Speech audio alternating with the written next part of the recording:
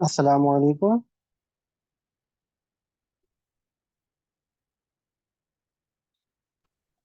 वालेकुम आप सलाम। लोगों को आवाज़, हाँ आवाज़ आप लोगों को अच्छे से आ रही है?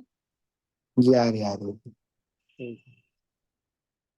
तो आप लोगों का यूनानी केयर एकेडमी में खैर मकदम है। और आज जो है आप लोगों का ये एक डेमो क्लास है, और यूनानी का रहेगा और कल इंशाल्लाह मॉडर्न का रहेगा। ठीक है। तो क्लासेस शुरू करने से पहले हम सबसे इम्पोर्टेंट चीज़ें ये है कि हम लोग अपनी स्ट्रेटजी के बारे में बात करेंगे। उसके बाद फिर हम बताएंगे। क्लासेस से शुरू करते हैं। तो सबसे पहली चीज़ें जो इम्पोर्टेंट है, अभी जो आपका पेपर हुआ 2025 का एआईपीजीटी का, उसका एक स्टैंडर्ड जो था बिल्कुल अलग हट के था। बिल्कुल हर साल की तरह पेपर नहीं था कि क्वेश्चन बिल्कुल रटे रटाए सारे आ रहे हैं और आपने 2 4 साल 5 साल का प्रीवियस ईयर और 1 ईयर प्रीमियर करके और कुछ इंपॉर्टेंट पॉइंट रट के और आप पेपर दे दें। ऐसा आप पॉसिबल नहीं है जो स्टैंडर्ड है। और ये दिन ब दिन ऐसा भी नहीं है कि ये फर्स्ट टाइम हो रहा है। जब से आईपीजीटी आया हुआ है तब से हर साल कुछ ना कुछ एडेप्टेशन करता जा रहा है एडवांसमेंट की तरफ, और स्टैंडर्ड और बेहतर होता जा रहा है। ठीक है। इस साल भी वही हालात हुए और कुछ ज्यादा ही हायर हो गया खैर। लेकिन कुल मिला के पेपर को जब एनालिसिस किया गया, पेपर के पैटर्न्स को देखे गए, क्वेश्चंस को देखे गए, तो ये एक नतीजा निकला कि क्वेश्चन जो है, अब ये नहीं है कि किसी हम ऑब्जेक्टिव क्वेश्चन को करके और बहुत सारे प्रैक्टिस कर लें क्वेश्चन के तो सिलेक्शन हो जाएगा। सिलेक्शन होने के लिए अब जरूरी है आपका फंडामेंटल क्लियर होना चाहिए, बेसिक सब्जेक्ट क्लियर होना चाहिए। और दूसरे सबसे इंपॉर्टेंट चीज है कि सिर्फ चंद सब्जेक्ट पढ़ के भी अब सिलेक्शन पॉसिबल नहीं है। पेपर आप उठा के देखेंगे तो जो हमारे सिलेबस में यूजी के जितने हैं, हर सब्जेक्ट को कवर किया गया, कोई सब्जेक्ट छोड़ा नहीं गया है। तो अब इस वक्त हमारे पास ये सबसे ज्यादा जरूरी है कि हम फोकस कैसे करना है, पढ़ाई कैसे करनी है, उसकी स्ट्रेटजी क्या है, ताकि प्रॉपर तरीके से हमारा एक अच्छे से तैयारी हो और सिलेक्शन के साथ अच्छी रैंक लाए। क्योंकि सिलेक्शन थोड़ा आसान होता है लेकिन रैंक लाना थोड़ा मुश्किल होता है। और सबसे ज्यादा जरूरी होता है कि हमें रैंक लानी होती है। ठीक है। तो हमारा यूनानी केयर एकेडमी का जो अपना ये है, देखिए, पुराना घिसा पिटा कोई पैटर्न नहीं कि जो चल रहा था पुराना ढर्रा रहा उस पे काम किया जाएगा। ऐसा कुछ नहीं है। जिस तरीके से एग्जाम का पैटर्न है, एआईपीजीटी का जो एग्जाम स्टैंडर्ड है, जो उसके शेड्यूल्स और सिलेबस हैं, उसी के अकॉर्डिंग हम प्रॉपर टाइम में प्रॉपर मैनेजमेंट के साथ आपको सारी चीजें फोकस करेंगे और उसी एतबार से हम आपको पढ़ाएंगे। तो सबसे पहले चीज ये है कि हम ऑल सब्जेक्ट को कवर करेंगे। ठीक है। ऐसा नहीं कि सिर्फ हम आपको मॉडर्न के कुछ सब्जेक्ट पढ़ा दें, ठीक है, या यूनानी के कुछ सब्जेक्ट सिर्फ पढ़ा दें, तो ऐसा नहीं होगा। ठीक है। और 2 4 सब्जेक्ट पढ़ा के फिर निकल जाएं, तो ऐसा नहीं होगा। तो एक चीज देख लीजिए, हम मॉडर्न सब्जेक्ट में क्या क्या पढ़ाएंगे और यूनानी में। तो मॉडर्न के आपके पूरे सब्जेक्ट जो एनाटॉमी हो गया, फिजियो हो गया, ठीक है, उसके अलावा पैथो, क्योंकि आप जब पेपर उठा के देखोगे सारे आप सब्जेक्ट से क्वेश्चंस पूछे गए हैं। लेकिन हम उसी इंपॉर्टेंस के साथ पढ़ाएंगे जितना क्वेश्चंस की वैल्यू होती है, जिस हिसाब से क्वेश्चन पूछे जाते हैं। ठीक है। जिस सब्जेक्ट से क्वेश्चन कम पूछे जाते हैं और कुछ स्पेसिफिक टॉपिक से पूछे जाते हैं, हम लोग उसी तरीके से, हमारी फैकल्टी उसी तरीके से उस पर फोकस करेगी और उसी तरीके से पढ़ाएगी। प्लीज माइक म्यूट कर लीजिए। उसके अलावा एनाटॉमी हो गया, फिजियो हो गया, पैथो हो गया, उसके अलावा फार्मा का क्वेश्चन, अभी आपका फार्मा का भी क्वेश्चन आया था। ठीक है। जिसमें आपका फार्माकोडायनेमिक्स फार्माकोकाइनेटिक्स से क्वेश्चन रिलेटेड थे। ठीक है। वो पूछा गया था। जो उसका प्रिंसिपल ऑफ ड्रग क्या था, यही सवाल ही था। ठीक है। तो फार्मा भी हम लोग पढ़ाते हैं। उसके अलावा एनाटॉमी हो गया, फिजियो, पैथो, फार्मा। फार्मा के बाद पीएसएम, वेरी इंपॉर्टेंट टॉपिक, जो कि हर हमेशा इससे क्वेश्चन पूछे जाते हैं, बस कम ज्यादा हो जाता है लेकिन आता जरूर है। ठीक है। पीएसएम के बाद हम लोग फॉरेंसिक मेडिसिन एंड टॉक्सिकोलॉजी भी पढ़ाएंगे प्रॉपर। ठीक है। उसके बाद फिर बात करें हम लोग पीडिया की, उससे क्वेश्चन आते हैं। डर्मा की, उससे क्वेश्चन आते हैं। डर्मा सब्जेक्ट मॉडर्न का पूरा कवर किया जाएगा। उसके बाद ईएनटी, ठीक ठाक क्वेश्चन इस बार पूछा गया था ईएनटी से। ठीक है। ऑप्थेल्मोलॉजी, इससे भी क्वेश्चन पूछा गया। ऑप्था भी हम आपको पढ़ाएंगे। सर्जरी, एक मेजर सब्जेक्ट और बहुत ही इंपॉर्टेंट सब्जेक्ट है एग्जाम के पॉइंट ऑफ व्यू से, तो सर्जरी पूरा कवर किया जाएगा। गायनी ऑप्स पूरा कवर करेंगे हम लोग। ठीक है। तो जितना भी आपका सिलेबस है, पूरे सिलेबस को इंशाल्लाह हम लोग विद इन टाइम और एक टारगेटेड वे में, और एक पैटर्न, जो पैटर्न है आईपीजीटी के एग्जाम का जो देखा जा रहा है प्रेजेंट टाइम में, उस पैटर्न पे इंशाल्लाह हम आप लोगों को, हम लोग हमारी फैकल्टी इस पे पूरा काम करेगी और प्रॉपर आपको एक प्रॉपर गाइडेंस के साथ स्टेप बाय स्टेप, और जो टॉपिक इंपॉर्टेंट है उन टॉपिक को फोकस करते हुए, आपके कॉन्सेप्ट को क्लियर करते हुए, आपको डाउट को क्लियर करते हुए हम लोग इस पे फोकस करेंगे। तो ये थे मॉडर्न के आपके सब्जेक्ट। अब हम बात करें अगर यूनानी की, तो यूनानी में हम लोग जो सब्जेक्ट कवर करेंगे वो आपका बेसिक से लेकर एडवांस तक, यानी आपका उमूर तबैया, ठीक है। उमूर के बाद जो है आपके हम आगे जो सब्जेक्ट है तारीख तिब, ठीक, वेरी इंपॉर्टेंट है। कुछ क्वेश्चन आपके इसी साल 3-4 क्वेश्चन तारीख तिब से आए थे, ठीक है। तो तारीख तिब पूरा कवर किया जाएगा। उसके बाद फिर हम आगे बढ़े अगर, तो कुल्लियात अदविया की बात करें, अच्छे से पूरा 1-2 क्वेश्चन आना ही आना मिनिमम, 3-4 क्वेश्चन भी हो सकते हैं। कुल्लियात अदविया के बाद मुफरदा की बात करें तो मुफरदात भी आपको प्रॉपर अच्छे से कवर किया जाएगा।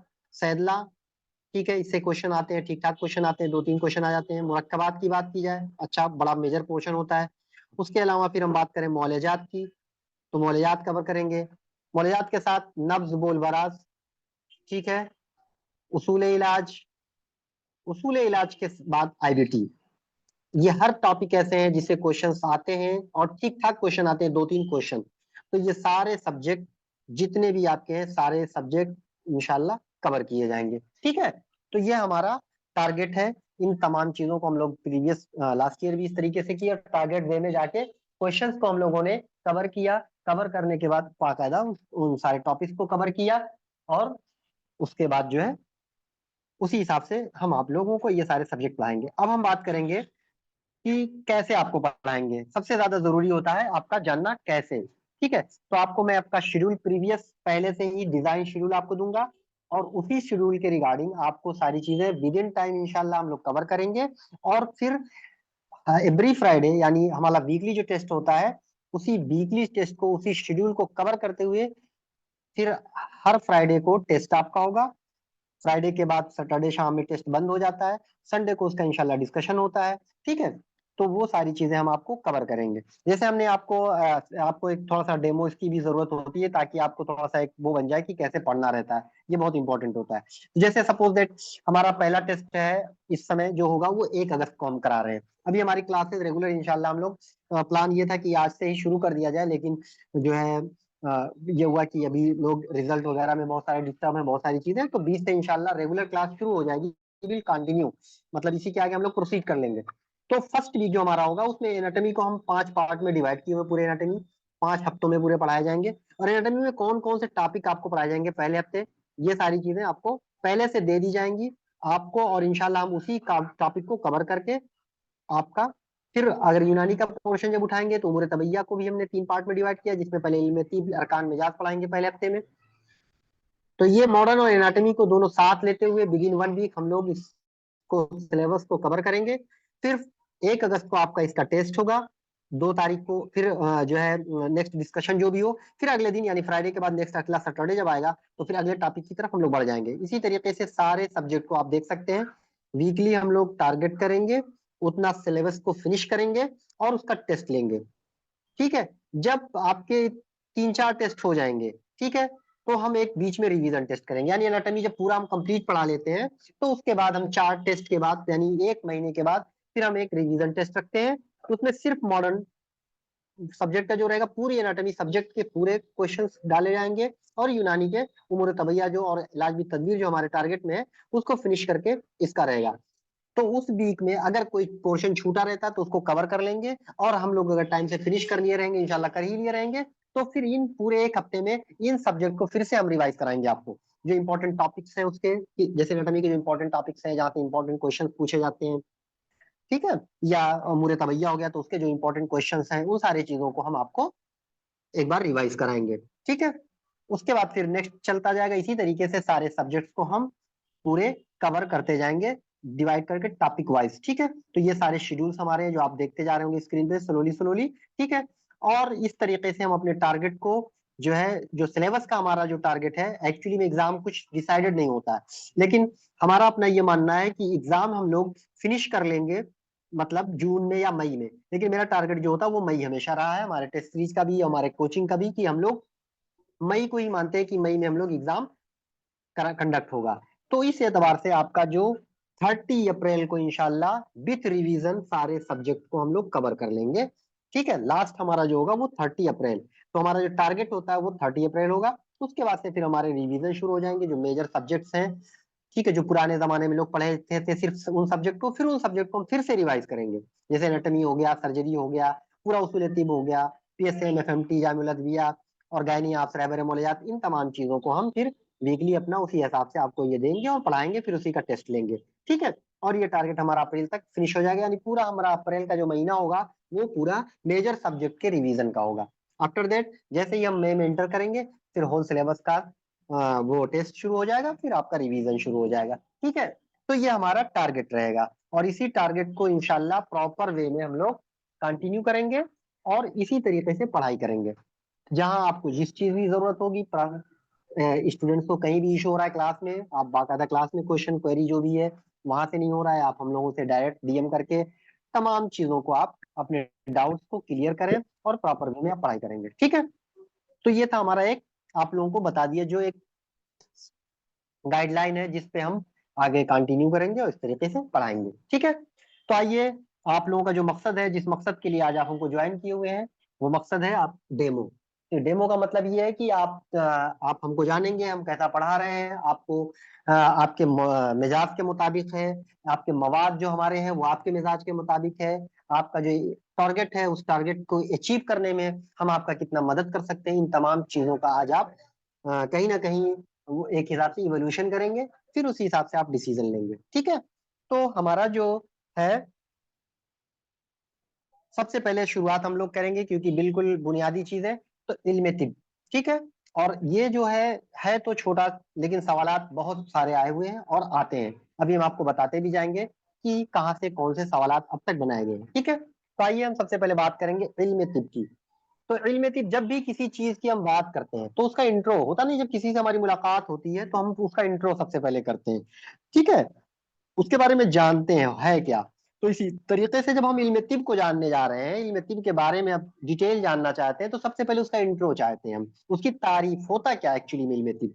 तो जब इल्म तिब की तारीफ की बात की जाए, तो तारीफ में हम सबसे पहले उसके लग़वी, हम लोग दो मादों का इस्तेमाल करते हैं, एक लग़वी जिसको कहते हैं डिक्शनरी मीनिंग, और एक होता है इस्तिलाही। इस्तिलाही का मतलब ये होता है कि मीनिंग कुछ और है लेकिन हम उसका इस्तेमाल मखसूस किसी एक उसके लिए किया जाता है, तो उनको कहते हैं हम इस्तिलाही। ठीक है, तो जब तिब की बात किया जाए तो तिब का जो लग़वी माना होता है वो होता है जादू, या उसी को इस्लाह भी कहते हैं। तो तिब के बहुत सारे लग़वी माने होते हैं, जैसे जादू होता है, इस्लाह होता है, इस्लाह का मतलब किसी का करेक्शन करना जो होता है उसी को कहते हैं इस्लाह। आदत भी तिब के लग़वी माने में आता है। ठीक है, हैबिट जिसको हम लोग कहते हैं। दस्तकारी की महारत, ठीक है, दस्तकारी का मतलब कोई भी काम करना, तो उसकी महारत अगर किसी को है तो उसको भी तिब बोला जाता है लग़वी माने में। तो लग़वी माने की अगर बात की जाए तिब के, तो कई सारे माने होते हैं, बहुत सारे मानों का ये ज़खायर है। एक तो जादू होता है, इस्लाह होता है, आदत होती है, दस्तकारी की महारत होती है। तो ये तमाम जो है वो इल्म तिब के लग़वी माने हैं। लेकिन जो इंपॉर्टेंट है वो हम लोग इस्तिलाह, यानी जो हम तिब में जिस चीज का मकसद समझते हैं तिब का, वो क्या होता है, तो उसको कहते हैं इस्तिलाहन। ठीक है, तो इस्तिलाहन इल्म जिससे बदने इंसान के हालत मालूम होते हैं। ठीक है, उसको हम लोग इल्म तिब कहते हैं, यानी वो इल्म जिससे या जिसके जरिए या जिसकी मदद से इंसान के बदन के हालात का पता चलता है, इंसान के बदन के हालात के बारे में हम जानते हैं, उस इल्म को हम इल्म तिब के नाम से जानते हैं। ठीक है, अब इंसान के हालात जो होते हैं हम लोग पढ़ते हैं सेहत या मर्ज, और एक तीसरी कंडीशन होती है हालत सालसा भी। तो इंसान के जो हालात बदन है वो सेहत या मर्ज के बारे में इल्म का होना क्या कहलाता है, इल्म तिब। यानी सेहत व मर्ज के बारे में हम जिस शाख में पढ़ते हैं इल्म की, उस इल्म के शाख को इल्म तिब के नाम से जाना जाता है। ठीक है, तो ये दो चीजें पूछी जाती हैं। तो आपसे कभी पूछा जाए क्वेश्चन की तिब के लग़वी माने क्या होते हैं, तो ये तमाम माने बताएंगे आप। लेकिन जब इस्तिलाहन पूछा जाएगा तो आप कहेंगे सेहत व मर्ज। ठीक है, बदने इंसान के हालात यानी सेहत व मर्ज की बहस जिस इल्म की शाख में की जाती है उसको इल्म तिब के नाम से जाना जाता है। ठीक है, अब एक इंपॉर्टेंट क्वेश्चन बनता है, आईपीजीटी का आया हुआ सवाल है कि इल्म तिब की गर्ज व गायत क्या है। भाई हम कोई काम करते हैं तो उसके पीछे कोई एम होता है ना, ऑब्जेक्टिव कोई होता है ना, कोई मकसद होता है उसका। बगैर एम के, बगैर मकसद के, बगैर ऑब्जेक्टिव के हम कोई काम नहीं करते। ठीक है, कोई भी काम करते हैं हम। ठीक, तो जैसे हम स्कूल ही जा रहे हैं तो इसका एक ऑब्जेक्ट होता है हमारा कि हम एजुकेटेड हो जाएं। ठीक है, अगर हम कोई काम कर रहे हैं तो मकसद होता है उससे पैसा कमाना। ठीक है, या हम कोई एक्सरसाइज कर रहे हैं, मेहनत का काम कर रहे हैं, इसका मकसद होता है कि हम अपनी बॉडी को मेंटेन रख रहे हैं। तो किसी भी चीज को करने के लिए कोई ना कोई एक मकसद होता है, एक ऑब्जेक्ट होता है। तो अब जब इल्म तिब हम पढ़ रहे हैं तो उसका भी कोई मकसद होगा, तो उसी को कहते हैं हम गर्ज व गायत। ठीक है, उसका गर्ज क्या है, उस पढ़ने की जरूरत क्यों है हमको। तो इसका मकसद इल्म तिब का ये होता है कि अगर सेहत हासिल है, अगर आदमी सेहतमंद है, तो उसकी हिफाजत की जाए। ठीक है, अगर आदमी सेहतमंद है, तंदुरुस्त है, तो अब ये जरूरी है कि उसकी सेहत को बरकरार रखा जाए, यानी उसकी हिफाजत की जाए। तो उसकी हिफाजत के जो तदाबीर हैं उसके बारे में हम जानकारी करेंगे। और दूसरी बात, अगर किसी वजह से सेहत जायल हो गया है, यानी सेहत खत्म हो चुका है, यानी वो आदमी मरीज हो चुका है, तो फिर वापस उसको सेहत की हालत में लाया जाए। तो ये मर्ज जो है इल्म तिब की गर्ज व गायत हो जाती है। इंपॉर्टेंट है, पूछा गया था कि इल्म तिब की गर्ज व गायत क्या है, तो आप जवाब देंगे अगर सेहत हासिल है तो उसकी हिफाजत की जाए, और अगर सेहत जायल हो चुकी है तो उसको वापस लौटाया जाए। यानी अगर मर्जी कैफियत पैदा हो गई, इंसान कोई मरीज हो गया है, तो फिर उसको सेहतमंद किया जाए। ये होता है गर्ज व गायत। ठीक है, नेक्स्ट बात आती है उससे भी, मौजू क्या है। मौजू का मतलब जानते हैं आप, टॉपिक क्या होता है तिब का। भाई आप किसी भी चीज को हम एक टॉपिक के थ्रू पढ़ते हैं ना, जैसे होता है हम आपसे बात कर रहे हैं आज, तो हमारा यहाँ पीजीटी का आज का टॉपिक क्या था, वो था उमूर तबैया या इल्म तिब। तो इसी तरीके से इसके मौजू क्या है तिब के, तो मौजूआत की अगर बात की जाए तो इंसान और उसकी सेहत या मर्ज। ठीक है, तो मौजू क्या, हम लोग जो इल्म तिब में स्पेशली वेटनरी की बात नहीं हो रही एक्चुअली में, यहाँ इल्म तिब जो मेडिसिन की बात हो रही, नॉर्मल मेडिसिन की, तो वो बात की जाती है इंसान के सेहत की, ठीक है, या उसके मर्ज की। तो हम लोग स्टडी करते हैं या तो सेहत कंडीशन की या तो डिजीज कंडीशन की। ठीक है, तो गर्ज गायत है कि अगर सेहत हासिल है तो उसकी हिफाजत की जाए, और अगर जायल हो चुका है तो उसको वापस लाया जाए। और उसका जो मौजू है तिब का, वो है इंसान और उसकी सेहत और मर्ज, यानी इंसान का सेहत और मर्ज कैफियत जो है उसका क्या हो जाएगा, मौजू हो जाएगा। ठीक है, उसके बाद फिर हम बात करेंगे क्लासिफिकेशन की। बहुत ही इंपॉर्टेंट, ये भी एक सवाल बनता है, एक एक लाइन पे क्वेश्चन पूछा गया है। ठीक है, इल्म तिब की कितनी किस्में होती हैं, तो इल्म तिब की दो बड़ी किस्में होती हैं। ठीक है, एक होता है इल्म हिफ्ज सेहत, एक होता है इल्मुल इलाज। इल्म हिफ्ज सेहत, अभी मैंने बताया ना, अगर सेहत हासिल है तो उसकी हिफाजत की जाए, इल्म तिब का गर्ज यही है ना। तो हिफाजत की जाए, तो जिस इल्म के तहत हम सेहत की हिफाजत करते हैं उसी को कहते हैं इल्म हिफ्ज सेहत। ठीक है, जिसको हम प्रिवेंशन कहते हैं ना, तो ये हो गया इल्म हिफ्ज सेहत, यानी वो इल्म जिसमें सेहत की हिफाजत की तदाबीर तरीके जानते हैं, उनको हम कहते हैं इल्म हिफ्ज सेहत। तो पहला जो होता है किस्म हो गया, सेहत है तो उसकी हिफाजत की जाए, यानी इल्म हिफ्ज सेहत। दूसरा होता है इल्मुल इलाज, यानी अगर क्या हो जाए, सेहत जायल हो जाए, यानी इंसान मर्ज में मुब्तला हो जाए, तो फिर क्या करेंगे, हम उसका इलाज करेंगे। तो इसीलिए तिब की दो किस्में हो जाती हैं, एक तो वो कि सेहत को महफूज रखा जाए, उसके तदाबीर अख्तियार किए जाए। दूसरा ये होता है अगर मर्जी कैफियत हो जाए तो उसका इलाज जिसमें पढ़ते हैं उसको हम कहते हैं इल्मुल इलाज। ठीक है, तो इल्म तिब की दो बड़ी किस्में, इल्म हिफ्ज सेहत और इल्मुल इलाज। फिर इल्म तिब का एक क्लासिफिकेशन और है, इन जनरल करते हैं, एक का कहते हैं तिब्बे इल्मी और दूसरे को कहते हैं तिब्बे अमली। इल्मी मतलब थ्योरेटिकल की बात की जाती है जो, और अमली का मतलब जो प्रैक्टिकल की बात किया जाए, यानी वो तिब जिसमें हम प्रैक्टिकल करके कोई काम कर रहे हैं, तो वो कहते हैं तिब्बे अमली। अमल, अमल का मतलब होता है फंक्शन करना, यानी प्रैक्टिकल। और इल्मी यानी थ्योरेटिकल बातें जहाँ की जा रही है उनको कहते हैं तिब्बे इल्मी, उसी का नाम दूसरा है तिब्बे नजरी। ठीक है, तो इल्म तिब की दूसरी किस्म एक हो गई इल्म तिब्ब इल्मी और तिब्ब नजरी, और दूसरा तिब्ब अमली। ठीक, तो तिब के जो जुज़े इल्मी है, अभी मैंने बताया इल्मी, तो इसका मतलब क्या होता है, तो तिब का जो जुज़े इल्मी है उससे मुराद है इल्म का सीखना। समझ गए कि नहीं, इल्म का सीखना किस में आएगा, इल्मी में। तो जो हम इल्म सीखते हैं, जैसे हमने गया क्लास में, हमने टीचर ने या हम आपको जिस वक्त पढ़ा रहे हैं, ये क्या है, तिब्बे इल्मी है। ठीक है, और दूसरा होता है अमली, तो अमली से मुराद है अमल करना। तो जैसे मैंने सीख के आया, आपको बता दिया ये चीजें होती हैं, ऐसा ऐसा होता है, फिर मैं आपको बता रहा हूँ कि अगर किसी को बुखार हो जाएगा तो फिर हम क्या करेंगे, उसको ठंडे पानी से पोंछ देंगे उसके जिस्म को। तो आप क्या करें, मरीज आया कोई, फिर आपने उसका बुखार की हालत में फिर पूरे बदन को ठंडे पानी से पोंछ दिया, तो ये जो था वो तिब्बे अमली था। ठीक है, यानी जिस चीज को हम फंक्शन में ले आए, अमल में ले आए, वो कहलाएगा तिब्बे अमली, और जिसको सिर्फ हम पढ़ रहे हैं, सीख रहे हैं, उसको कहते हैं तिब्बे इल्मी। ठीक है, उसके बाद एक बहुत इंपॉर्टेंट क्वेश्चन पूछा गया था, अमल करना तिब नहीं है, वेरी इंपॉर्टेंट, बल्कि नतीजे तिब है। भाई क्या है, जब कोई चीज हम सीख लेते हैं, थ्योरी पढ़ लेते हैं ना, तो उसके नतीजे में फिर काम करते हैं ना। तो इसीलिए जो प्रैक्टिकल है, ठीक है, वो तिब नहीं है, एक्चुअली में तिब का नतीजा है, रिजल्टेंट होता है। तो अमल करना जो होता है, यानी तिब्बे अमली जो है, वो तिब नहीं है एक्चुअली में, वो क्या है, रिजल्टेंट ऑफ तिब्बे इल्मी। तिब्बे इल्मी का क्या है, वो रिजल्टेंट है। तो अमल करना तिब नहीं है, बल्कि नतीजे तिब है। क्योंकि अमल और काम महसूसात हिस्सी से होते हैं। तो यही पूछा गया था, जो अमल होता है वो किससे होता है, तो आप कहेंगे महसूसात हिस्सी से। यानी अमल जब भी हम कोई करेंगे तो सेंसेशन होगा ना, भाई कोई काम कर रहे हैं तो हमको पता चलता है ना, तो इसके लिए महसूसात का होना जरूरी होता है। तो अमल के लिए महसूसात का होना जरूरी है, ठीक है। जिसका इदराक किससे होगा, हवास से होता है, जो हमारे हवास बैरूनी है, यानी आंख, नाक, कान, भाई कोई चीज देख रहे हैं, कोई चीज छू रहे हैं, कुछ कर रहे हैं, जो भी चीजें हैं, तो इसका हम क्या है, अमल से ताल्लुक होता है। और तिब जो होता है वो एक इल्म है, और इल्म जो होता है ना वो गैर महसूसा होता है। अब हम इल्म को थोड़ी ना महसूस कर सकते हैं। जैसे आपने बताया कि किसी का मैंने ऑपरेशन किया, तो ऑपरेशन आप देख रहे हैं, आदमी देख रहा है कि ऑपरेशन किया गया है, कटा है, पिटा है, जोड़ा गया है, तो ये सारे काम हुए हैं। तो क्या ये महसूसात हैं, हम देख रहे हैं, महसूस कर सकते हैं। लेकिन जो इल्म होता है उसको महसूस नहीं कर सकते। अब हमें कितना इल्म है आपको नहीं पता, आप क्या जाने, कोई ऐसा वो नहीं है आला कि आप बता सकते हो हमें, देखिए हमें क्या आता है, हमें फिजियोलॉजी आ रही है, हमें यूनानी आ रही है, हमें पीएसएम आ रहा है कि नहीं आ रहा है, ये आपको बिल्कुल नहीं पता है, ठीक। तो सवाल जो पूछा गया था, वो इंपॉर्टेंट सवाल ये पूछा गया था कि जो इल्म है वो कैफियत गैर महसूसा है, और जो अमल है वो महसूसा होता है। तो जो अमल होता है वो क्या होता है, महसूसा, ये सवाल। और जो इल्म होता है वो गैर महसूसा होता है, ठीक है, यानी इसको महसूस नहीं कर सकते, ठीक। तो ये दूसरा इंपॉर्टेंट सवाल जो पूछा गया था वो यही था। अमल को हम महसूस कर सकते हैं, और अमल जो होता है वो तिब नहीं होता, बल्कि नतीजे तिब होता है, ठीक।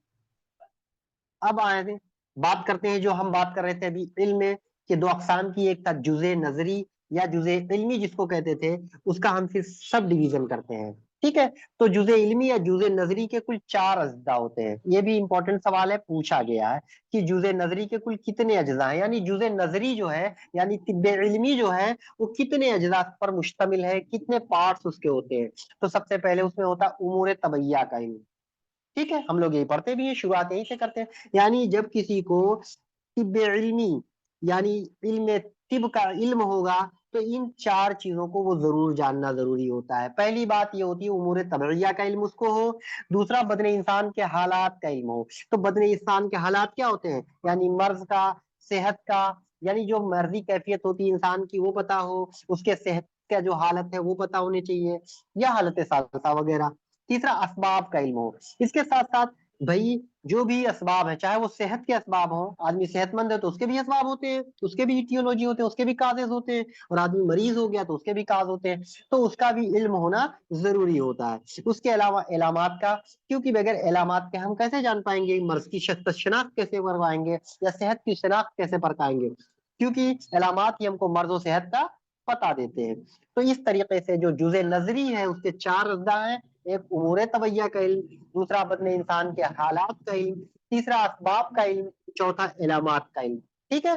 तो ये चारों चीजें आपको याद होनी चाहिए, उमूर तबैया का इल्म, बदन इंसान के हालात का इल्म, असबाब का इल्म, और इलामात का इल्म, ठीक है।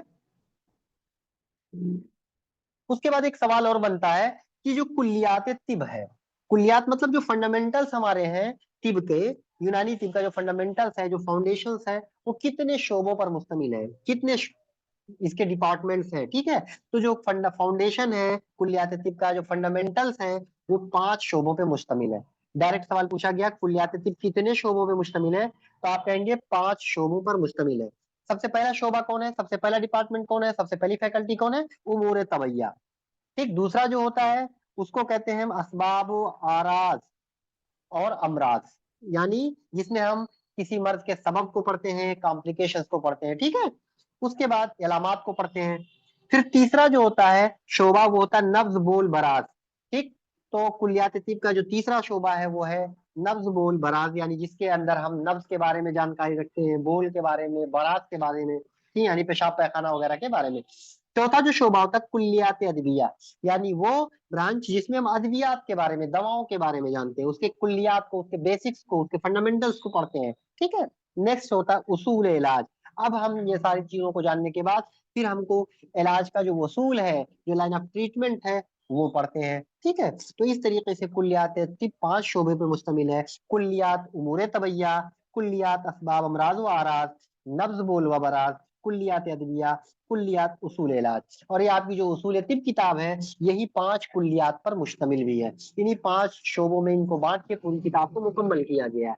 ठीक है, तो इसी तरीके से हम लोग पढ़ेंगे भी। सबसे पहले हम लोग पढ़ेंगे कुल्लियात उमूर तबैया, फिर उसके बारे में हम लोग डिटेल से पढ़ते जाएंगे। ठीक है, अगर किसी को कोई डाउट हो यहाँ तक तो पूछ सकता है, बताइए। चीजें समझ में आ रही हैं आप लोगों को? कुछ भी कहीं पे आवाज क्लियर है ना आप लोगों को?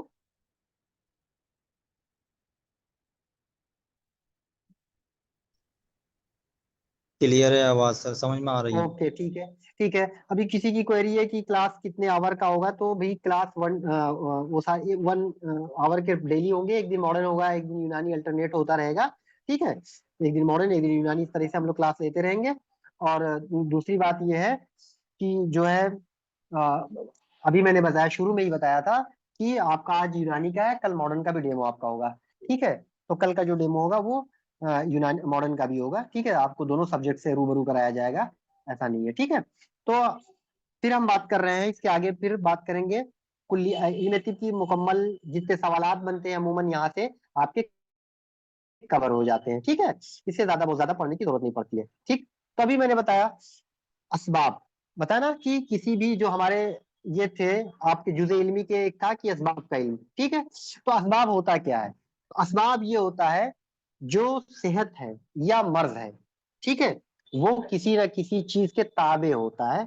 जिस चीज के वो ताबे है उसी को असबाब कहते हैं। तो जो सेहत और मर्ज है वो असबाब के ताबे होता है। ठीक है, यानी जो असबाब की ही वजह से सेहत पैदा होगी, जो असबाब होंगे सेहत के, अगर उसमें से कोई चीज कम हो गई तो क्या होगा? मर्जी कैफियत हो जाती है। इसी तरीके से मर्ज के जो असबाब होते हैं, जब वो असबाब होंगे तभी मर्ज पैदा होगा, असबाब नहीं होंगे तो मर्ज नहीं पैदा होता है। तो पूछा जाता है असबाब की कितनी किस्में हैं, वेरी इंपॉर्टेंट है, असबाब की बुनियादी किस्में कितनी हैं? तो आप कहेंगे इनकी 4 बुनियादी किस्में होती हैं। ठीक है, सबसे पहला होता है असबाब मादिया, बहुत इंपॉर्टेंट है, सवाल यहाँ से भी पूछा गया और इस साल भी अभी सवाल आया भी, मैं आपको बता रहा हूँ कौन सा क्वेश्चन आया था।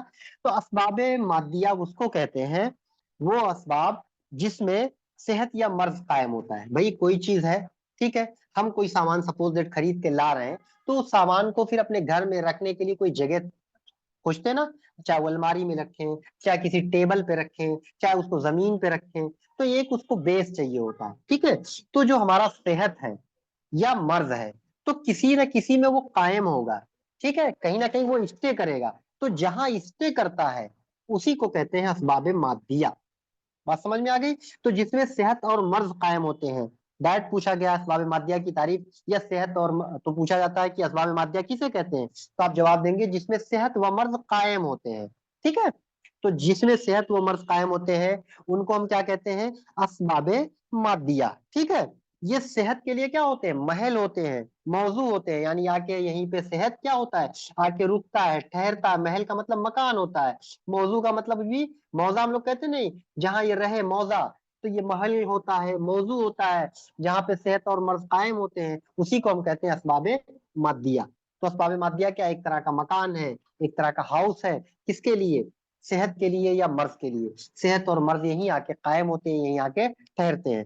कौन कौन से होते हैं? अगला क्वेश्चन बनता है बहुत इंपॉर्टेंट। तो अलिफ से जितने होते हैं, और हम लोग पढ़ते हैं ना उमूर तबैया साथ, तो अलिफ से जितने अरकान, आजा, अखलाक, अरवा, अफआल को छोड़ के, अरकान, मिजाज, अखलाक, आजा, अरवा, अफआल इतने हैं। अलिफ से जो होते हैं वो 5 होते हैं, अरकान, आजा, अखलाक, अरवा और अफआल। तो अफआल को यहाँ से हटा दीजिएगा, क्योंकि मादिया की बात कर रही है, जहां पे मादा यानी मादा की बात कर रहा है, यानी जहां सेहत और मर्ज कायम हो। ठीक है, तो जहां कायम होगा वो मादिया कहलाता है। और इसमें जो आते हैं वो आते हैं अरकान, आजा, अखलाक और अरवा। जो अलिफ वाले हैं सारे याद रखिएगा, एक्सेप्ट अफआल। अफआल कुछ और है, अभी मैं बता दूंगा। ये याद करने का तरीका बता रहा हूँ, अरकान, आदा, अखलाक और अरवाह। ठीक है, तो इनको कहते हैं असबाबे मादिया। इसी में जो है कोई सेहत होगा तो इसी में आके قائم ہوتا ہے، یہی صحت کا محل ہوتا ہے، یہی صحت کا موضوع ہوتا ہے یا مرض کا. ٹھیک ہے، تو آپ سے سوال گھما پھرا کے پوچھا جا سکتا ہے کہ مرض کا موضوع کیا ہے، مرض کا مقام کیا ہے، مرض کا محل کیا ہے. تو آپ کہیں گے ارکان، اعضاء، اخلاق، ارواح. ٹھیک ہے. اب اس میں جو ہوتا ہے نا، موضوع میں بھی کچھ قریب ہوتا نہیں، کچھ بہت قریب ہوتا ہے جیسے، اور کچھ بہت دور. جیسے ہمارا سمجھ لیجیے کوئی مکان ہے 2-3، تو کچھ مکان قریب ہے کچھ دور ہے. ٹھیک ہے، ایسے ہوتا ہے نا، 2-3 مکان ہے تو کوئی مکان بہت قریب ہے، کوئی کچھ دور پہ ہے، کچھ بہت دور پہ ہے. تو اسی طریقے سے جو یہ موضوع ہے وہ قریب کون ہے، بعید کون ہے، اور بعید تر کون ہے. قریب کہتے ہیں جو پاس ہو، بعید کہتے ہیں جو دور ہو، بعید تر اس کو کہتے ہیں جو زیادہ دور ہو. ٹھیک ہے. تو 3 چیزیں ہوتی ہیں، موضوع قریب، موضوع بعید، اور موضوع بعید تر. تو جو موضوع قریب ہے، یعنی جو سب سے قریب ہوتا ہے، جس میں صحت اور مرض جو ہے قائم ہوتے ہیں، وہ اعضاء اور ارواح ہوتا ہے. سمجھ گیا آ گیا کہ نہیں بات؟ تو موضوع قریب جو ہوتا ہے، یعنی جو صحت اور مرض کے قائم ہونے کے لیے سب سے قریب جو ہوگا، وہ اعضاء اور ارواح ہوتا ہے. ٹھیک ہے. اس کے بعد جو ہوتا ہے وہ اخلاق ہوتا ہے. دین تو دور ہوتا ہے اس سے. تو موضوع بعید جو کہتے ہیں وہ اخلاق ہوتا ہے، اور موضوع بعید تر جو ہوتا ہے وہ ارکان ہوتا ہے. تو سب سے دور جو ہوتا ہے وہ ارکان ہوگا. تو موضوع قریب جو ہوتا ہے وہ ہوتا ہے اعضاء، ارواح. موضوع بعید جو ہوتا ہے وہ اخلاق ہوتا ہے، اور موضوع بعید تر جو ہوتے ہیں وہ ارکان ہوتے ہیں. ٹھیک ہے. تو اس میں سے بھی سوال پوچھا جاتا ہے. ایک تو اسباب مادیہ کتنے، آپ کہیں گے 4. کون کون؟ ارکان، اعضاء، اخلاق، ارواح. پھر پوچھا جاتا ہے اس میں موضوع قریب کون ہے، تو آپ موضوع قریب اعضاء اور ارواح ہوتے ہیں. موضوع بعید کون ہے، اخلاق ہوتے ہیں. اور موضوع بعید تر کون ہے، وہ ارکان ہوتے ہیں. ٹھیک ہے، بات سمجھ میں آ گیا؟ اس سال کا جو کوشچن تھا یہ یہی لائن پوچھی گئی تھی اٹھا کے، بالکل بالکل یہی لائن پوچھا گیا ہے کہ شیخ کے مطابق. سوال جو پوچھا گیا تھا وہ پوچھا گیا تھا کہ شیخ کے مطابق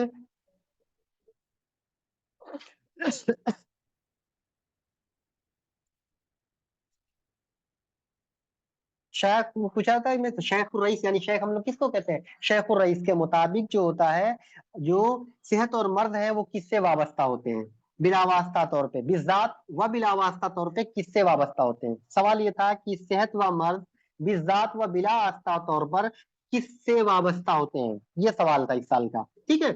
تو دیکھیے باقاعدہ وہی لائن اٹھا کے رکھی گئی ہے، صحت و مرض حقیقتاً اعضاء اور ارواح سے وابستہ ہوتے ہیں. یہ شیخ نے کہا تھا، یعنی ابن سینا کا قول ہے، شیخ الرئیس کا قول ہے کہ جو صحت اور مرض ہوتے ہیں وہ ایکچولی میں کس سے وابستہ ہوتے ہیں، اعضاء اور ارواح سے. ٹھیک ہے. اعضاء اور ارواح سے کیسے وابستہ ہوتے ہیں، یہ بالذات ہوتے ہیں اور بلا واسطہ ہوتے ہیں، یعنی کسی بھی واسطے کے ڈائریکٹ اس سے وابستہ ہوتے ہیں. ٹھیک ہے. بلا واسطہ یعنی ڈائریکٹ اٹیچ ہوتے ہیں کس سے، اعضاء اور ارواح سے.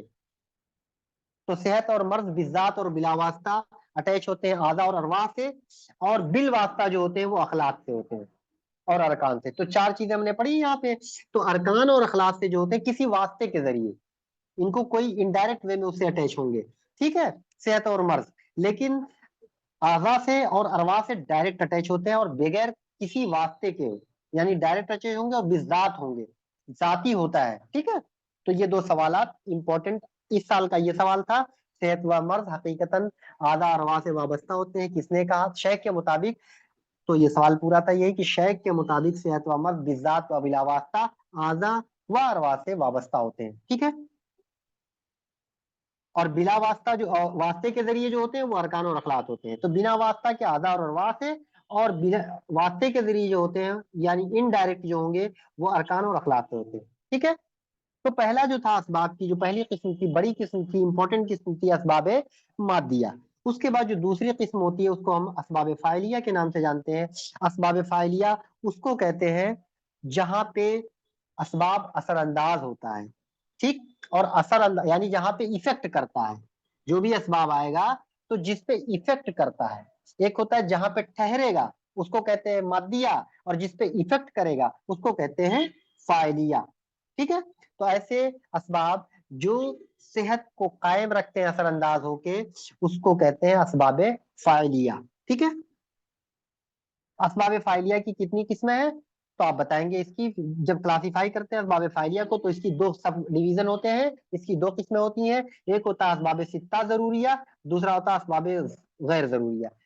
اسباب ضروریہ اور اسباب غیر ضروریہ. تو اسباب فاعلیہ کی دو بڑی قسمیں ہوتی ہیں، ایک ہوتا ہے اسباب ضروریہ، دوسرا ہوتا ہے اسباب غیر ضروریہ. اسباب ضروریہ ایکچولی میں ان کی تعداد 6 ہوتی ہے، اس لیے ان کو اسباب ستہ ضروریہ کہہ دیتے ہیں، یعنی 6 ضروری چیزیں. اور ضروریہ اس لیے کہا گیا ہے کیونکہ ان کے بغیر زندگی ممکن نہیں. اگر ان میں سے ایک بھی چیز معدوم ہو جائے گی، ایک بھی چیز ابسنٹ ہو جائے گی تو موت واقع ہو جاتی ہے، انسان زندہ نہیں رہ سکتا. اسی لیے ان کو اسباب ضروریہ کہا جاتا ہے. اور اسباب غیر ضروریہ وہ ہیں جو ہمارے لیے ضروری نہیں ہے، لیکن وہ ہمارے ساتھ اگر رہتے ہیں تو ہمارے صحت پر، مرض پر اثر پیدا کرتے ہیں. ٹھیک ہے، اس لیے ان کو غیر ضروری کہا گیا ہے. اور جو ضروری ہے، جس کے بغیر زندگی نہیں رہ سکتی، اس کو کہتے ہیں اسباب ضروریہ. چونکہ ان کی تعداد 6 ہوتی ہے، اس لیے ان کو کہتے ہیں اسباب ستہ ضروریہ. ستہ عربی میں 6 کو بولا جاتا ہے. ٹھیک ہے، کون کون ہے یہ آپ جان لیجئے. ٹھیک ہے، تو اسباب ستہ ضروریہ، پہلے سیکوینس بھی بہت امپورٹنٹ ہوتا ہے، بالکل سیکوینس سے کوشچن پوچھا جاتا ہے. چوتھے نمبر پہ کون آتا ہے، تیسرے نمبر پہ کون آتا ہے. تو سب سے پہلے جو ہوتا ہے وہ ہوتا ہے ہوا. ٹھیک، اس کے بعد ہوتا ہے معقول و مشروب، یعنی کھانے پینے کی چیزیں، کھانا پانی جس کو ہم لوگ کہہ سکتے ہیں. تو پہلا ہوتا ہے ہوا، سیکنڈ ہوتا ہے معقول و مشروب، تیسرا ہوتا ہے حرکت و سکون بدنی، یعنی جو ہماری ایکٹیویٹیز ہیں بدنی، حرکت اور سکون دونوں چیزیں. تیسرے نمبر پہ حرکت و سکون نفسانی. تو پہلے آئے گا ہوا، اس کے بعد کھانا پانی. بغیر ہوا کے زندگی ناممکن، کھانا پانی کے بغیر زندگی ناممکن. حرکت و سکون کے اگر ہم صرف حرکت ہی کریں گے تو موت واقع ہو جائے گی، صرف ہم سوتے رہے تو بھی موت واقع ہو جائے گی. اسی طریقے سے حرکت و سکون نفسانی، نفسانی طور پہ ہم کوئی کام نہ کریں، بالکل دماغ کا استعمال ہی نہ کریں تو کیا ہوگا. ٹھیک، یا صرف دماغ کا ہی لگاتار استعمال کرتے رہے تو بھی موت واقع ہو جائے گی. اسی طریقے سے نوم و یقظہ، نیند اور بیداری. نوم کہتے ہیں نیند کو، یقظہ کہتے ہیں بیداری کو. تو اگر ہم سوئے نہیں اعتدال میں، جاگے نہیں اعتدال میں، تو بھی موت واقع ہو جائے گی. آدمی صرف سوتا رہے، آدمی صرف جگتا رہے تو یہ زندگی کو فنا کر سکتی ہے. اس کے بعد امپورٹنٹ ہوتا ہے استفراغ و احتباط، یعنی جو چیزیں جسم سے نکلنی چاہیے وہ نکلتا رہے، جس کو استفراغ یا ایکسکریشن کہتے ہیں. اور احتساب کہتے ہیں ریٹینشن کو، یعنی جو چیزیں ہماری باڈی میں ٹھہرنی چاہیے وہ ٹھہرے. ٹھیک ہے، جیسے ہم جو غذا لے رہے ہیں، اب وہ غذا ہمارے جسم میں ٹھہرنا چاہیے، جذب ہونا چاہیے، ہضم ہونا چاہیے. اگر وہ ٹھہر ہی نہیں رہے گا تو پھر ہم کو کہاں سے نیوٹریشن ملے گا، تو پھر ہماری زندگی برقرار نہیں رہے گی. اسی طریقے سے پیشاب ہے، پاخانہ ہے، اگر یہ خارج نہیں ہوگا تو پھر ٹاکسیسٹی پیدا کرے گا اور یہ موت کا سبب بن جائے گا. ٹھیک ہے، تو اسی لیے اسباب ستہ ضروریہ میں آتے ہیں. ٹھیک، اسباب فاعلیہ کی جو دوسری قسم ہوتی ہے جن کو ہم غیر ضروریہ کہتے ہیں، یعنی وہ ضروری نہیں ہوتے، جو انسان کی زندگی کے لیے ضروری نہیں ہے کہ انسان بغیر اس کے مر جائے گا. ٹھیک ہے، تو زندگی کے لیے لازمی نہیں ہوتے، لیکن ان کا تعلق صحت سے، مرض سے ہوتا ہے. ان کے موجودگی سے صحت پر اثر پڑتا ہے. ٹھیک ہے، جیسے ممالک و بلاد، شہر، ملک. ٹھیک ہے، اگر ہمارے پاس گھر نہیں رہے گا، بے گھر رہیں گے تو کہیں نہ کہیں ہم کو دشواریاں ہوں گی. ٹھیک ہے، صنعت، اگر کوئی پیشہ ہمارے پاس نہیں ہے تو کہیں نہ کہیں ہم اسٹریس میں آ جاتے ہیں، ساری چیزیں ہوتی ہیں. کوئی چیز عادت جو ہوتی ہے ہماری کسی چیز کی، تو اس عادت کے مطابق اگر کام نہیں کرتے ہیں، جیسے ہماری عادت ہے روز ایکسرسائز کرنے کی، تو جس دن نہیں کرتے ہیں تو عجیب سی کیفیت ہوتی ہے. ٹھیک ہے، اسی طریقے سے عمر ہے، عمر غریبہ ہے، کوئی فارن باڈی وغیرہ، یا بدن انسان پر وارد ہونے والے اشیاء، چاہے وہ داخلی طور پہ کوئی چیز ہم لگا رہے ہیں، کھا رہے ہیں، پی رہے ہیں، یہ ساری چیزیں. ٹھیک ہے، تو یہ سب غیر ضروریہ میں آتی ہیں. ٹھیک ہے، اور بھی بہت ساری چیزیں ہوتی ہیں اسباب غیر ضروریہ میں. ہمارے جو چیزیں پڑھتے ہیں، ایکسرسائز ہو گیا، اس کے بعد دلک ہو گیا، یہ ساری چیزیں جو ہیں اسباب غیر ضروریہ میں آتی ہیں. ٹھیک ہے، یعنی جس کے لیے ضروری نہیں ہماری زندگی کے لیے کہ اس کے بغیر زندگی نہیں چلے گا، لیکن ہمارے زندگی کو، ہمارے صحت کو، مرض کو متاثر کریں گے. تو دو بڑی قسمیں ہو گئی اسباب کی، ایک اسباب مادیہ اور دوسرا اسباب فاعلیہ. پھر اسباب فاعلیہ میں ہم دو پڑھے، اسباب ستہ ضروریہ اور غیر ضروریہ. اب اسباب کی تیسری قسمیں ہوتی ہیں اسباب سوریہ. ٹھیک، اسباب سوریہ اس کو کہتے ہیں جو مجاز کے بعد پیدا ہوتا ہے. ٹھیک ہے، تو اس میں اسباب سوریہ ٹوٹل 3 ہوتے ہیں، مجاز، قوا اور تراکیب. تو مجاز، قوا اور تراکیب جو ہوتے ہیں وہ اسباب سوریہ ہوتے ہیں. ساخت و حیت یعنی صورت بنانے کے لیے، ہماری جو باڈی کا اسٹرکچر ہے اس کے لیے ہوتے ہیں. ٹھیک ہے، اور جو تراکیب ہوتا ہے اس میں وہ کس کے تابع ہوگا، مجاز اور قوا کے تابع ہوگا. جب مجاز درست ہوگا اور پاور ہمارے صحیح ہوں گے تو ہمارے ترکیب جو ہوں گے، ایک سسٹم سے جو باڈی موومنٹ کرنا ہے، جس طریقے سے رہنا ہے، وہ اسی حساب سے رہے گا. ٹھیک ہے، تو اسباب سوریہ کی بات کریں تو اسباب سوریہ وہ ہوتے ہیں جو مزاج، قوا اور تراکیب، ٹھیک. تو ان کو ہم اسباب سوریہ کے نام سے جانتے ہیں. تو ڈائریکٹ یہ بھی پوچھا جاتا ہے اسباب سوریہ کون ہے. تو اسباب سوریہ مزاج، قوا اور تراکیب ہوتے ہیں، جس میں جو ہوتے ہیں مزاج اور قوا، ٹھیک ہے، جو ہوتے ہیں مزاج کے بعد پیدا ہوتا ہے. تراکیب جو ہوتے ہیں وہ مزاج اور قوا کے تابع ہوتے ہیں. تو سوال ایک پوچھا جا سکتا ہے کہ جو تراکیب ہوتے ہیں وہ کس کے تابع ہوں گے. تو جو تراکیب ہوتا ہے وہ مزاج اور قوا مطلب پاور کے تابع ہوں گے، یعنی اس کے انڈر میں ہوتے ہیں. ٹھیک ہے. جب صحت اسی وقت پائی جائے گی، ایکچولی میں ہم اسی صحت اور مرض کے تعلق سے بات کر رہے ہیں، تو صحت اسی وقت پائی جاتی ہے جب مزاج اور قوت تراکیب درست ہو. اگر مزاج بگڑ جائے گا، ہمارے اندر پاور ہی نہیں رہے گا، قوت ہی نہیں رہے گا، یا تراکیب ہمارے بگڑ جائیں گے، تو کیا ہوگا؟ صحت پایا ہی نہیں جائے گا. تو صحت اسی وقت پایا جائے گا جب یہ تینوں چیزیں درست ہوں گی، طبعی ہوں گی، اور اسی میں اگر کوئی خرابی پیدا ہو جائے گی تو مرضی کیفیت ہو جائے گی، مرض پیدا ہو جائے گا. تو صحت اسی وقت پایا جائے گا جب انسان مزاج کے طور پہ درست ہو، قوا کے طور پہ درست ہو، تراکیب کے اعتبار سے درست ہو. ٹھیک ہے. اس کے بعد چوتھی جو قسم ہوتی ہے اسباب کی، اسباب تمامیہ جس کو کہتے ہیں، یا اس کا دوسرا نام اسباب غائیہ ہوتا ہے. ٹھیک ہے. تو اسباب تمامیہ یا اسباب غائیہ ہوتا ہے. تو اسباب مادیہ پہلی قسم، دوسری اسباب فاعلیہ، اس کی دو قسمیں، اسباب ستہ ضروریہ غیر ضروریہ، پھر اسباب سوریہ جس میں مزاج کو اور تراکیب آتے ہیں. پھر بات کرتے ہیں چوتھی قسم اسباب تمامیہ کی، یا اسی کو کہتے ہیں اسباب غائیہ. ٹھیک ہے. یہ ہوتے ہیں افعال. افعال جو ہوتے ہیں وہ اسباب تمامیہ ہوتے ہیں. ہمارے باڈی کے جو فنکشن ہے، جو افعال ہیں، جو فعل ہیں، انہی کو ہم کہتے ہیں اسباب تمامیہ. ٹھیک ہے. تو افعال کے جاننے کے لیے سب سے زیادہ ضروری ہے کہ ہم قوتوں کو جانیں. ہم پڑھتے ہیں قوت اور افعال ایک دوسرے کے لازم و ملزوم ہوتے ہیں. اگر قوت ہی نہیں ہے تو ہم فنکشن کیسے کر پائیں گے، افعال کیسے پڑھ پائیں گے. ٹھیک ہے. تو یہ ساری چیزیں ہمارے اسباب میں آتے ہیں. تو اسباب کی چار بڑی قسمیں ہو گئی: اسباب مادیہ، فاعلیہ، اسباب سوریہ، اسباب تمامیہ. ان کے اگزامپل پوچھے جاتے ہیں. تو اسباب تمامیہ میں صرف اکیلا افعال پایا جاتا ہے. تو آپ اس طریقے سے یاد کرتے ہیں: الف والے سارے اسباب مادیہ ایکسپٹ افعال، اور افعال جو ہوتا ہے وہ اسباب تمامیہ ہوتا ہے. اس لیے دو چیزیں یاد ہو گئیں. پھر بچا اسباب فاعلیہ اور اسباب سوریہ. اسباب فاعلیہ میں ستہ ضروریہ اور غیر ضروریہ آ جاتے ہیں. سوریہ میں جو آپ کے جو بچے امور طبیعیہ یعنی مزاج اور قوا، اس کے ساتھ ساتھ تراکیب ایڈ کر لیجئے. ٹھیک ہے. تو یہ آسان سا سوال ہوتا ہے، اور آتے ضرور ہے اس طرح کے سوال ہر سال. ٹھیک ہے. اب ہم بات کریں گے ایک اور امپورٹنٹ کوشچن: علم طب کے ارکان اربعہ کون ہیں؟ سوال پوچھا جاتا ہے علم طب کے ارکان، چار رکن. رکن کا مطلب ہوتا ہے پلر. ٹھیک ہے. تو رکن میں جو ہوتے ہیں چار ہیں، اربعہ کہتے ہیں چار کو. تو علم طب کے چار پلر کون کون سے ہیں؟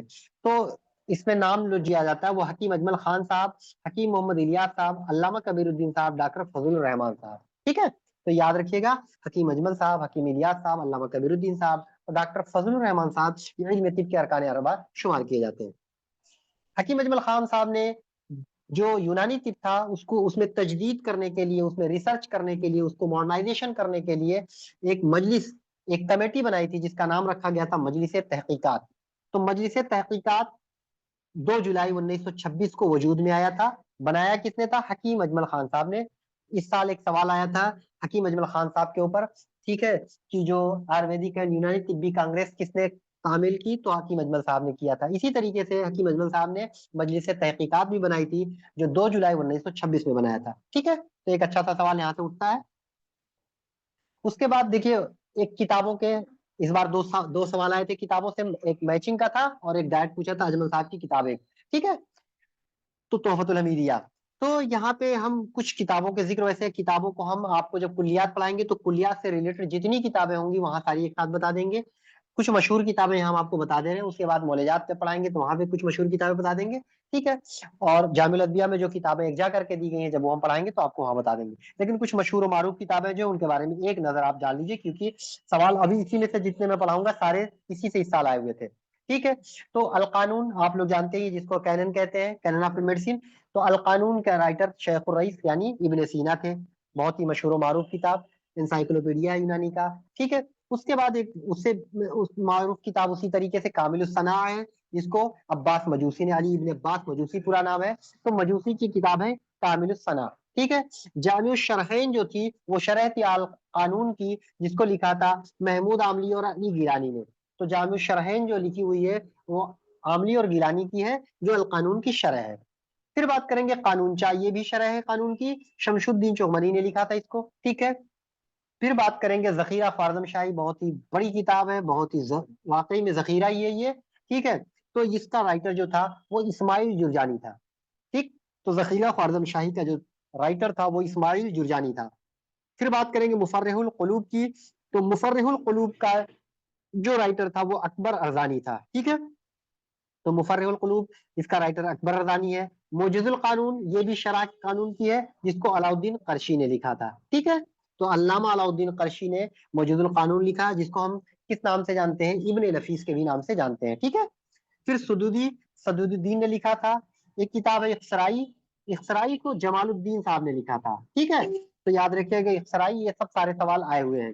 پھر ایک کتاب ہے رسالہ دستور العلاج، جس کو حکیم عبد الحکیم صاحب نے لکھا تھا، رسالہ، ایک رسالہ ہے یہ دستور العلاج کے نام سے، ٹھیک۔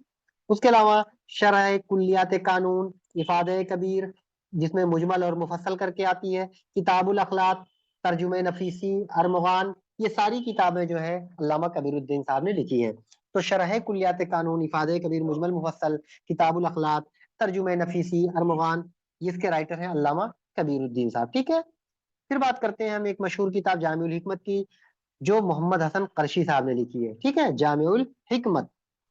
اس کے بعد کلیات نفس، بہت ہی مشہور کتاب ہے نفس کی، علامہ عبداللطیف فلسفی صاحب نے لکھا تھا کلیات نفس۔ اس کے علاوہ انہوں نے تجدید طب، دو کتابیں لکھی ان کی، بہت ہی مشہور ہے، کلیات نفس اور تجدید طب، حکیم عبداللطیف فلسفی صاحب، ٹھیک ہے۔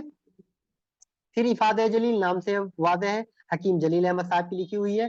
فردوس الحکمت، ربن تبری، ٹھیک ہے، اس سال کا کوشچن تھا یہ بھی ملانے میں، تو ابھی جتنے پڑھائے اسی میں سے سارے کوشچن آ گئے تھے اس سال ملانے والے میں، میچنگ کے، ٹھیک ہے۔ تو یاد رکھیے گا بڑی بڑی کتابیں اور بڑا احسان ہے، اور اتنا تو آپ کو ہر حال میں یاد ہونا چاہیے۔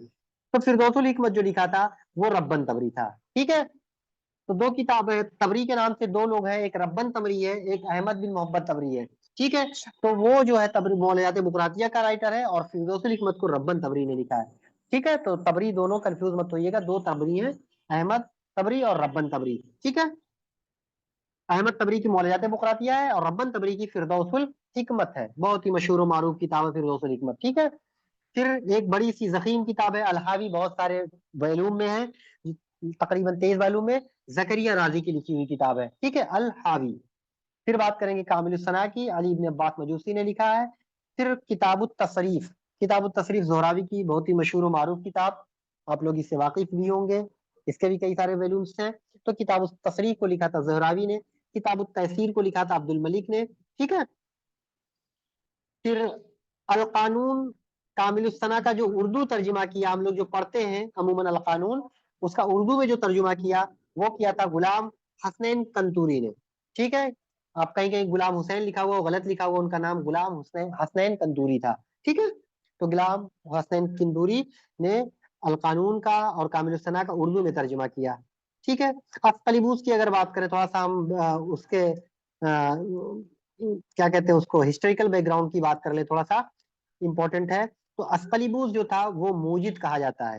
دیکھیے دو چیزیں پوچھی جاتی ہے، کہا تھا فاؤنڈرز کے، جس کو کہتے ہیں اس کو کہتے ہیں موجد ہم لوگ، اور ایک ہوتا فادر، فادر کو کہتے ہیں بابائے طب یا ابو طب۔ تو اگر موجد کی بات کیا جائے یونانی طب کا، یا فاؤنڈر کی بات کی جائے، تو ہم آنسر کریں گے اسقلیبوس۔ تو اسقلیبوس جو تھا وہ یونانی طب کا موجد تھا، فاؤنڈر تھا، اس نے باضابطہ طور پر علاج شروع اسی نے کیا تھا، ٹھیک ہے۔ باقی آپ ایسے ہی ہوتا تھا، کوئی اصول وہ نہیں تھا کہ علاج کا طریقہ تھا، کوئی علاج کرتے تھے، ایسا کچھ نہیں، وہی جھاڑ پھونک چلتا رہتا تھا، تو ایز اے طبیب یہ کام کرتا تھا۔ بقراط کی اگر بات کیا جائے، ہپوکریٹ جس کو ہم کہتے ہیں، تو یہ طب کا بانی کہا جاتا ہے، یا بابائے طب کہا جاتا ہے، فادر آف میڈیسن کہا جاتا ہے، ابو طب کہا جاتا ہے، ٹھیک ہے۔ ایک مشہور و معروف نام ہے ارسطاطس کی، جو طب کے اصول کلی مرتب کیا تھا، ٹھیک ہے، جو کلیات ہیں طب کے اس کا مرتب کرنے والا جو تھا وہ ارسطاطس تھا۔ تو یاد رکھیے گا طب کا اصول کلی کس نے مرتب کیا تھا، کس نے لکھا تھا، کس نے بتایا تھا، تو آپ کہیں گے ارسطاطس نے۔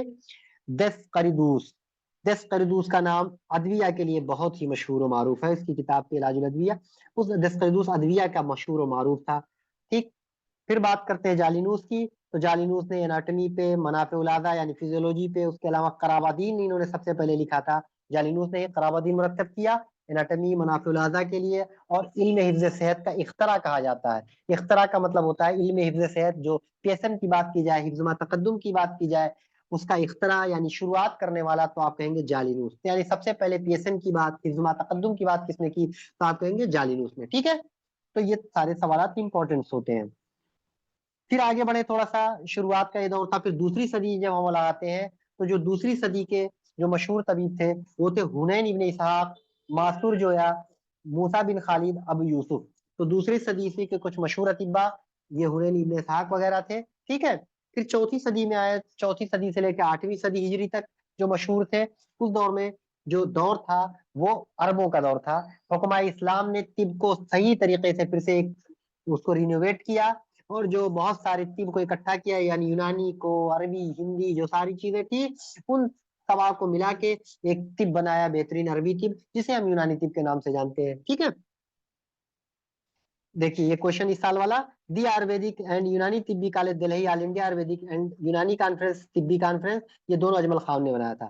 تو آیورویدک اینڈ یونانی طبی کالج جو کرول باغ میں ہے، اس کے فاؤنڈر بھی ہمارے اجمل خان صاحب تھے، اور اس سال والا جو کوشچن تھا، آل انڈیا آیورویدک اینڈ یونانی طبی کانفرنس، حکیم اجمل صاحب نے، ٹھیک ہے۔ اس کے بعد بات کریں گے ایک مشہور و معروف نام، ہمدرد، جو آج یونانی کے لیے بہت ہی جانا پہچانا جاتا ہے۔ ہمدرد فاؤنڈیشن جو کراچی میں قائم کیا گیا تھا وہ حکیم محمد سعید صاحب نے کیا تھا، اور جو دہلی میں قائم کیا گیا ہے وہ حکیم عبدالحمید صاحب نے۔ تو ان جنرل جب تک شہر کا نام نہ دیا جائے، آپ سے پوچھا جائے ہمدرد فاؤنڈیشن کا بانی کون ہے تو آپ کہیں گے حکیم عبدالحمید صاحب۔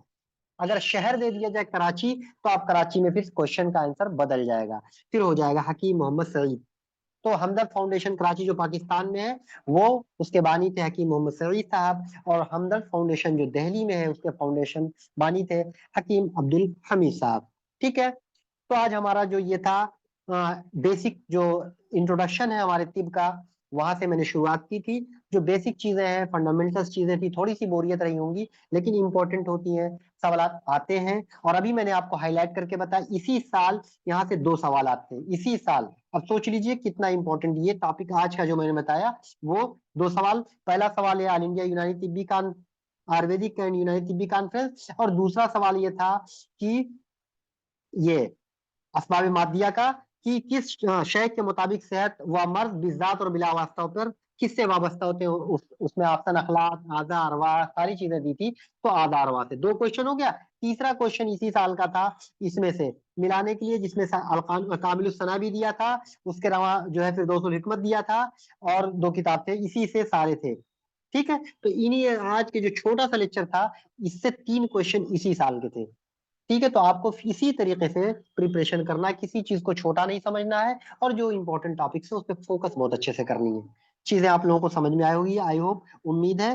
اگر آپ لوگوں کو اچھا لگا ہو تو پھر آپ آگے فردر پروسیڈ کریے۔ اگر کوئی کمی ہے کسی چیز کی تو آپ اس کو بتائیے، ہم اور اس کو بہتر کرنے کی کوشش کریں گے۔ آپ کے فیڈ بیک کا موسٹ ویلکم۔ آپ ہمارے جو ہے واٹس ایپ پہ بھی فیڈ بیک دے سکتے ہیں ہم لوگوں کے، اور ایسے بھی آپ دے سکتے ہیں، ہم آپ سے ابھی انٹریکٹ کر رہے ہیں، ٹھیک ہے۔